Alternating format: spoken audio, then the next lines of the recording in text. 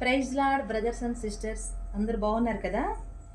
వెనకటికి ఒక సామెత ఉంది. ఏంటంటే కనుక పుచ్చకాయలు దొంగెవరు అంటే భుజాలు దడుక్కున్నారంట కదా. ఈ రోజున నువ్వు దొంగ అంటే ఎవరైనా ఒప్పుకుంటారండి? ఒప్పుకోరు. దొరికితే దొంగ, దొరక్కపోతే దొర అంటాం కదా. ఈ రోజున దొరికిన వాడు, పోలీసుల చేతిలో దొరికిన వాళ్ళు ఏమంటారంటే కనుక వాళ్ళు ఇంట్రాగేషన్ చేస్తే కానీ, వాళ్ళ స్టైల్లో వాళ్ళు ఇంట్రాగేషన్ చేస్తే కానీ వాళ్ళు ఒప్పుకోవటం లేదు. మామూలుగా అడిగితే ఎవరైనా దొంగనని అంటే ఎవరైనా ఒప్పుకుంటారండి? ఒప్పుకోరు.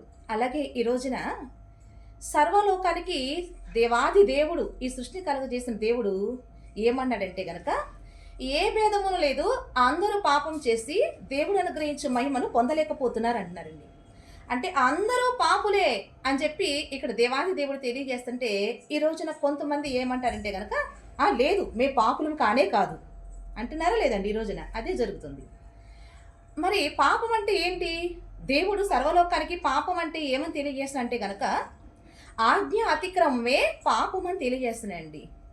అంటే ఏం ఆజ్ఞ అంటే, ఈ రోజున సర్వలోకానికి దేవుడు ఏమి అనుగ్రహించారంటే ధర్మశాస్త్రము. ఇది దేవుని యొక్క చట్టం. బైబిల్ అనేది దేవుడు సర్వలోకానికి ఇచ్చిన చట్టం. కాబట్టి ఈ చట్టంలో ఆజ్ఞలు ఈ రోజున చాలా మందికి తెలియకపోవటం వల్ల ప్రతి ఒక్కరూ కూడా ఆజ్ఞను అతిక్రమించి పాపులుగా దేవుని దృష్టిలో కనపడుతున్నారండి. అయితే చట్టం ఇప్పుడు వచ్చింది. చట్టము రాకమును అనగా అక్షరార్థంగా రాకమునుపు మరి పాపం లేదా అంటే దాని గురించి కూడా దేవుడు ఏం తెలియజేస్తున్నాడంటే కనుక ధర్మశాస్త్రం లేనప్పుడు పాపము మృతము. అయితే ధర్మశాస్త్రం వచ్చినప్పుడు పాపానికి మరలా జీవం వచ్చిందని దేవుడి జీవకంగా రాయించి పెట్టారండి. కాబట్టి మరి ఈ పాపం ఎప్పుడంటే సృష్టి ఆరంభంలో ఒక మనుషులు చేసిన ఆజ్ఞ అతిక్రమం బట్టి ఈ రోజున లోకంలోనికి పాపం ప్రవేశించింది అని చెప్పి దేవుడు తెలియజేశారండి. కాబట్టి దీన్ని బట్టి ఈ రోజున సర్వలోకం తెలుసుకోవాల్సింది అంటే కనుక ఏ భేదము లేదు, అందరూ కూడా పాపము చేసిన వారే అని చెప్పి దేవుడు సర్వలోకానికి ఈరోజు సువార్త ద్వారా తెలియజేస్తున్నారండి. కాబట్టి యేసుక్రీస్తు ప్రభువారు ఎందుకు దిగి వచ్చారంటే కనుక ఆ పాపులను రక్షించట కొరకే దేవాది దేవుడు ఆ పరలోకం నుండి భూలోకానికి దిగి వచ్చాడని తెలియజేస్తున్నాడండి. కాబట్టి ఈ రోజున ఆ పాపిని దేవుడు ఏ విధంగా రక్షిస్తున్నాడంటే కనుక ఈ రోజున పాపుల్ని పిలిచి యేసుక్రీస్తు ప్రభువారు ఆయన కల్వరిశిల్లో ఖర్చిన ఆ రక్తం ద్వారా ఈ రోజున మనందరూ కడిగి ఈ రోజున మనల్ని పరిశుద్ధులుగా దేవుడు తీర్చిదిద్దుతున్నాడండి. ఒకవేళ మీరందరూ నాలో పాపం లేదు అని మీరు అలా అనుకుంటే ఈరోజు దేవుడు ఏమన్నాడు తెలుసా? మిమ్మల్ని మీరే మోసం చేసుకున్నట్టు అన్నాడు.